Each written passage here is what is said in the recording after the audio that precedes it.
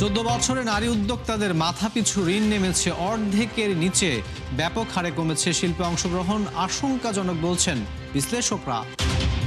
সম্মিলিত ইসলামী ব্যাংক থেকে 2 দিনে 107 কোটি টাকা তুলেছেন গ্রাহকরা, জমা পড়েছে 44 কোটি। গভর্নরের স্বস্তি।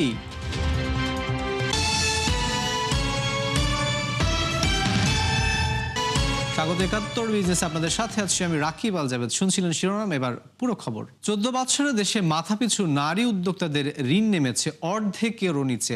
কঠিন হয়েছে ঋণ নেওয়ার প্রক্রিয়াটাও, আর এ কারণে শিল্পে নারী উদ্যোক্তাদের অবদান কমেছে আশঙ্কাজনক হারে। বাংলাদেশ ব্যাংক ও অর্থনৈতিক শুমারিতে মিলেছে এসব তথ্য। বিশ্লেষকরা মনে করছেন নেতিবাচক এই চর্চা কঠিন করে তুলছে নতুন উদ্যোক্তা তৈরি। বিস্তারিত জানাচ্ছেন এমদাদ হোসাইন। যে আপনার নকশিকাঁথার যে একটা ভাইব, বিভিন্ন শৈল্পিক কাজকর্ম দিয়ে বছর দশেক আগে উদ্যোক্তা হিসেবে যাত্রা শুরু করেন শারমিন লাবণী। ব্যবসা বড় করার স্বপ্ন থাকলেও তাকে পেছনে টেনে ধরে অর্থ সংকট, অথচ মাসের পর মাস ঘুরেও পাননি ব্যাংকের সহযোগিতা। ব্যাংক থেকে আমি এর আগে শুনেছি যে আপনার লোন লাগবে কিনা বলেন, বা কার লোন লাগবে, আমরা লোন দেওয়ার জন্য প্রস্তুত। কিন্তু যখন আবার কেউ যাচ্ছে তখন কোথাও না কোথাও গিয়ে আটকে যাচ্ছে, সিস্টেম কোনো একটা সিস্টেমের কারণে আটকে যাচ্ছে। আমাদের দেশে আসলে এই সিস্টেমে যত প্রবলেম, এই সিস্টেম যতদিন ঠিক না হবে, সিস্টেমের সহজীকরণ যতদিন না হবে, ততদিন আসলে প্রবলেম থেকেই যাবে। আরেক উদ্যোক্তা তাসলিমা মেজির অভিজ্ঞতাও প্রায় এক। লেদারিনা নামে চামড়াজাত পণ্যের প্রতিষ্ঠান গড়ে তুলেছেন সাভারে। তার পণ্য রপ্তানিও হচ্ছে বিভিন্ন দেশে। তিনিও জানান ঋণ পাওয়ার ক্ষেত্রে পুরুষদের চেয়ে কম গুরুত্ব দেওয়া হয় নারীদেরকে। আমরা যারা হয়তো 50 লাখ টাকার ঋণের জন্য অ্যাপ্লাই করি বা 20 লাখ টাকার ঋণের জন্য অ্যাপ্লাই করি, কিন্তু আমাদেরকে বলে যে এলিজিবল না, এবং দোহাই দেয় যে নারীরা রিপে করতে পারবে না। অথচ যে এন্টারপ্রাইজগুলো রিপে করতে পারে না বা নারীদের নামে লোন নিয়ে, দেখা গেল যে ওখানে তারা কোনো পুরুষরা লোন নিয়েছে। লাবণী কিংবা তাসলিমার অভিজ্ঞতা প্রতিফলন খানিকটা স্পষ্ট হয়েছে কেন্দ্রীয় ব্যাংকের এক প্রতিবেদনে। তাতে বলা হয় 2010 সালে 13,500 নারী উদ্যোক্তার এক একজন ঋণ পান 13.5 লাখ টাকার ওপরে। অথচ 14 বছর পর 2024-এ উদ্যোক্তা 3 লাখ ছাড়ালেও মাথাপিছু ঋণ নেমে আসে মাত্র 5.5 লাখে। অর্থাৎ ছোট করা হয়েছে উদ্যোগ সম্প্রসারণের সুযোগ। অনেক ক্ষেত্রে আমরা দেখছি যে অনেক ব্যাংক আছে যারা নারী উদ্যোক্তাদেরকে অতটা স্বাগত জানিয়ে যে ঋণ গ্রহণ তারা যাতে করতে পারেন সেই ব্যাপারে সহযোগিতাটাকে তুলনামূলকভাবে কম। অনেকে করেন, অনেক ব্যাংক আছে যারা, কারণ এটা তো একটা বড় শক্তি। নারীরা যে ব্যাংকেবল তারা প্রমাণ করেন যে এটা সমস্যা হয় অনেক সময়, যে কোল্যাটারাল ইত্যাদি তারা দিতে পারেন না, জামানত দিতে পারেন না। নারী উদ্যোক্তাদের ঋণ কমানোর নেতিবাচক ফলাফলও উঠে এসেছে সম্প্রতি করা অর্থনৈতিক শুমারিতে। এতে বলা হয় 2013 সালে শিল্পে নারী অংশগ্রহণ ছিল 40%, অথচ 2024 সালে তা নেমে এসেছে মাত্র 17%, যা টেকসই অর্থনীতির জন্য অশনি সংকেত বলে মনে করেন এই বিশ্লেষক। আমরা ধরেই নিই যে এদের বেশিরভাগই তারা লোন পে অফ করেছে, কিন্তু ব্যবসা টিকে থাকতে পারেনি, ব্যবসা বন্ধ হয়ে গেছে। আর নতুন নারী উদ্যোক্তা সৃষ্টি যেটা বা আশা, ব্যবসায় আসা, সেটার সংখ্যাটা বা হারটা কমে গেছে। অবশ্য গেল কয়েক বছরে নারী উদ্যোক্তাদের জন্য দেয়া হচ্ছে বিশেষ বাজেট বরাদ্দ। এমদাদ হোসাইন, 71, ঢাকা। 2 দিনে 13,000-এর বেশি গ্রাহক 107 কোটি টাকা তুলেছেন সম্মিলিত ইসলামী ব্যাংক থেকে। সেই সাথে জমা দিয়েছে 44 কোটিরও বেশি। সংবাদ সম্মেলনে এমন তথ্য জানিয়েছেন বাংলাদেশ ব্যাংকের governor doctor Ahsan H Mansur. এমনভাবে জিনিসটাকে প্ল্যান করেছি যেটা একটা সুন্দর বলিষ্ঠভাবে সামনের দিকে যাবে এবং পেছনে ফিরে তাকাতে হবে না। আশা করি যে আগামীতেও যে চ্যালেঞ্জগুলো আসবে, দেয়ার উইল বি চ্যালেঞ্জেস, এখানে কিন্তু কোনোটাই সহজে অতিক্রমযোগ্য নয়, কিন্তু চ্যালেঞ্জ আমরা মোকাবেলা করতে পারবো। ব্যাংকগুলো লেনদেন কার্যক্রম শুরু করার জন্য বাংলাদেশ ব্যাংকের পক্ষ থেকে আমরা ডাইরেকশন এবং এগুলো পেয়ে গেছি এবং ইতিমধ্যে কার্যক্রম শুরু হয়েছে। একটা স্বচ্ছ এবং জবাবদিহি প্রক্রিয়ার মধ্য দিয়ে আমরা ব্যাংকটাকে সামনের দিকে এগিয়ে নিয়ে যেতে চাই। ডিসেম্বরে আবারও বেড়েছে জিনিসপত্রের দাম বাড়ার প্রবণতা, ফলে মূল্যস্ফীতি আবারও উঠেছে প্রায় 8.5%। পরিসংখ্যান ব্যুরো বিবিএস এমন তথ্য প্রকাশ করেছে। প্রতিবেদন অনুযায়ী নভেম্বরে এই হার ছিল 8.25%, খানিকটা বেশি। যদিও এই সময়ে আরও কিছুটা কমার আশা করেছিল কেন্দ্রীয় ব্যাংক। প্রকাশিত প্রতিবেদন অনুযায়ী ডিসেম্বরে খাদ্য মূল্যস্ফীতি পৌঁছায় প্রায় 7.25%, যা আগের মাসে ছিল 7.5%-এর নিচে। এছাড়া কিছুটা বেড়েছে খাদ্য বহির্ভূত পণ্য ও সেবার মূল্যস্ফীতিও। শীতের প্রভাবে প্রত্যাশা অনুযায়ী জমে উঠছে না ঢাকা আন্তর্জাতিক বাণিজ্য মেলা। ক্রেতা দর্শনার্থী কম থাকায় বেচাকেনা নিয়েও খুব একটা সন্তুষ্ট হতে পারছেন না ব্যবসায়ীরা। বিস্তারিত জানাচ্ছেন মেজবা হাসান।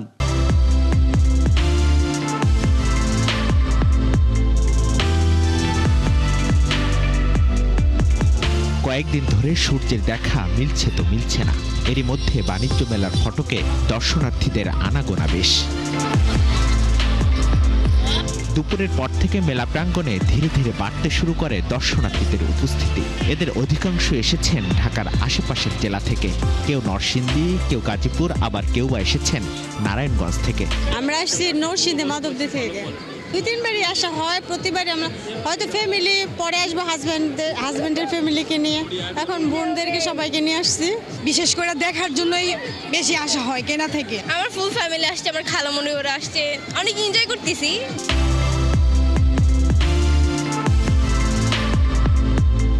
শীতের মধ্যে পরিবারের সাথে এমন ঘোরাঘুরিতে এসে আনন্দে মেতেছেন ছোট সদস্যরা।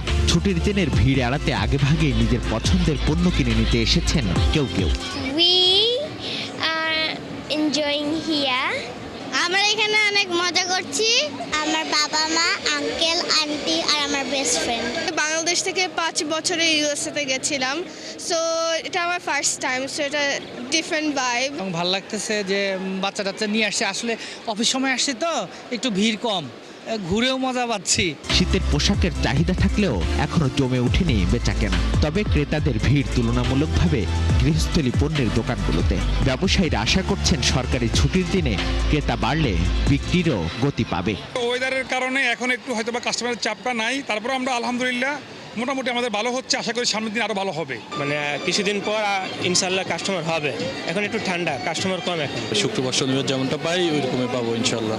মেলায় দর্শনার্থীদের বিশেষ আগ্রহের জায়গা নিয়েছে এসএমসি মা ও শিশু স্বাস্থ্য সেবা কেন্দ্র। এই কেন্দ্রে বিনামূল্যে মিলছে বিভিন্ন ধরনের চিকিৎসা সেবা।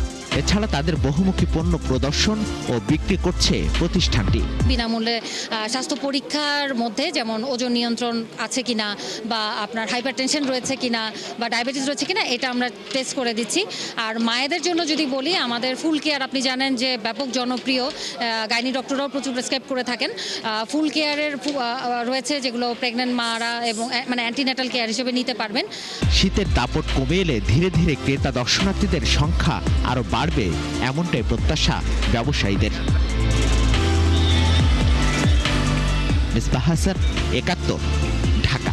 দর্শক, সচিবালয়ে এই মুহূর্তে কথা বলছেন অর্থ উপদেষ্টা ডক্টর সালেহুদ্দিন আহমেদ। আমরা সরাসরি চলে যাচ্ছি সেখানে। আমরা এই জন্য কিছু অর্ডার দিলাম, মসুর ডাল, এটা সেটা। বলো, তোমার জানা নেই? হ্যাঁ,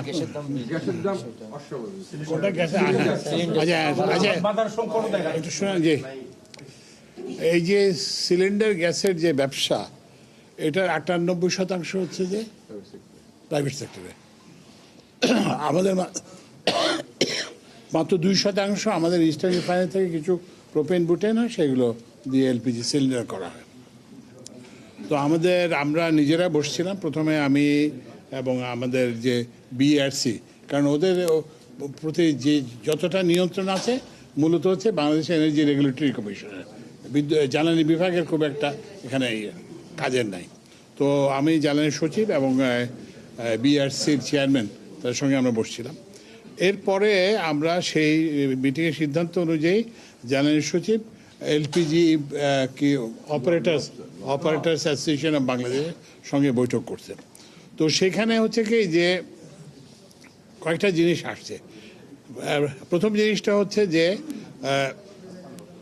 যে আমদানি, মানে এলপিজি গ্যাস তো আমদানি করে বটলিং করা হয়, সে আমদানি গত মাসের তুলনায় এই তুলনায় বেশি। সুতরাং সেদিক থেকে এই ধরনের কোনো ঘাটতি হওয়ার কথা না।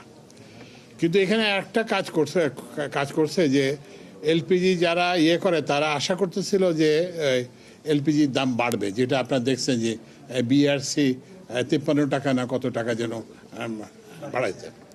তো এইটার অনেকে সুযোগ নেওয়ার চেষ্টা করছে। তো এই জন্য আমরা এরপরে আমাদের আমাদের ক্যাবিনেট সেক্রেটারিকে আমরা বলছি যে প্রত্যেক জেলায় জেলায় এগুলো নিয়ে যাতে করা হয়, মোবাইল কোড করা হয়। এবং গতকালকে আইনশৃঙ্খলা কমিটির সবাইতে আমরা আলাপ করছি।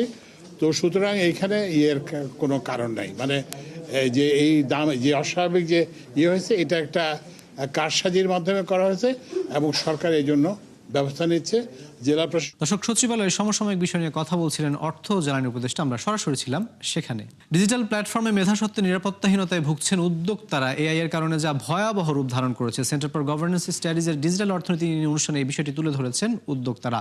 তারা বলেছেন যে দেশে প্রযুক্তি শিক্ষার বিপরীতে জনশক্তি তৈরির হার অনেক কম, এজন্য বিগত সরকারকে দায়ী করা হয়। বক্তাদের অভিযোগ, বিগত সব সরকারই নানা উদ্যোগের মাধ্যমে দলীয় স্বার্থ এবং ব্যক্তিকে লাভবান করেছে। এবার নিরাপত্তার অজুহাতে গ্রিনল্যান্ডের খনিজ সম্পদ দখলে নিতে মরিয়া ডোনাল্ড ট্রাম্প। এ বিষয়ে রোববার আবারও নিজের অবস্থান পরিষ্কার করেছেন মার্কিন প্রেসিডেন্ট। বলেন যে সপ্তাহ 3 মধ্যেই এ বিষয়ে আরও অগ্রসর হবে মার্কিন যুক্তরাষ্ট্র। বিশেষজ্ঞরা মনে করেন যে চীনের উপর বিরল খনিজের নির্ভরতা কমাতেই এমন উদ্যোগ নিচ্ছেন তিনি। বিস্তারিত জানাচ্ছেন নুসরাত মৌমি। বিশ্বের সবচেয়ে বড় দ্বীপ গ্রিনল্যান্ড কিনতে চান মার্কিন প্রেসিডেন্ট ডোনাল্ড ট্রাম্প। ক্ষমতার প্রথম মেয়াদ থেকেই ডেনমার্কের স্বায়ত্তশাসিত এই অঞ্চলে নজর তার। রোববার আবারও যুক্তরাষ্ট্রের নিরাপত্তার বিষয়টিকে সামনে এনে জানান এ বিষয়ে কিছুদিনের মধ্যেই অগ্রসর হবেন তিনি। তবে বিশ্লেষকদের মত, চীনের ওপর যুক্তরাষ্ট্রের বিরল খনিজ নির্ভরতা কমাতে নিরাপত্তার অজুহাতে মূলত দ্বীপটির সুবিশাল প্রাকৃতিক সম্পদের দখল নিতে চান ট্রাম্প। সবশেষ জরিপ অনুযায়ী স্বীকৃত 17টি বিরল খনিজের 15টিই পাওয়া যায় গ্রিনল্যান্ডে, যা ব্যবহৃত হয় বৈদ্যুতিক গাড়ি কিংবা কৃত্রিম বুদ্ধিমত্তা তৈরিতে। নিউডোমিয়াম ও টারবিয়ামের মতো 15 লাখ টন বিরল খনিজের পাশাপাশি দ্বীপটিতে রয়েছে লোহা, সীসা, স্বর্ণ ও গ্রাফাইটের মতো আরও 25টি খনিজের মজুত। এছাড়া রয়েছে 16,000 কোটি ব্যারেল তেল ও প্রাকৃতিক গ্যাসের বিশাল ভাণ্ডার, কিন্তু উন্নত প্রযুক্তি এবং বিনিয়োগের অভাবে যার খুব সামান্যই উত্তোলন করা হয়। এছাড়া ইউরোপ থেকে উত্তর আমেরিকার সংক্ষিপ্ত রুটে গ্রিনল্যান্ড অবস্থিত, যা আবার দূরপাল্লার ক্ষেপণাস্ত্র ব্যবস্থার জন্য অত্যন্ত গুরুত্বপূর্ণ। আর তাই ঠুলে এয়ারবেস নামক সেনাঘাঁটি স্থাপন করে যুক্তরাষ্ট্র।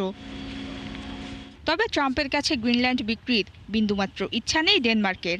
সম্প্রতি দ্বীপটিতে যুক্তরাষ্ট্রের বিশেষ দূত নিয়োগে ক্ষোভের সৃষ্টি হয়েছে সেখানে। কিন্তু ভেনেজুয়েলায় মার্কিন সামরিক বাহিনীর আক্রমণ শঙ্কায় ফেলেছে ডেনমার্ক প্রশাসনকে। নুসরাত মৌমি, ৭১। দর্শক, এই ছিল ৭১ বিজনেসের এখনকার আয়োজন। সরাসরি সংবাদ ও অনুষ্ঠান দেখতে চোখ রাখুন ৭১-এর ফেসবুক পেজ এবং সাবস্ক্রাইব করুন ৭১-এর ইউটিউব চ্যানেল। থাকুন ৭১-এর সাথে।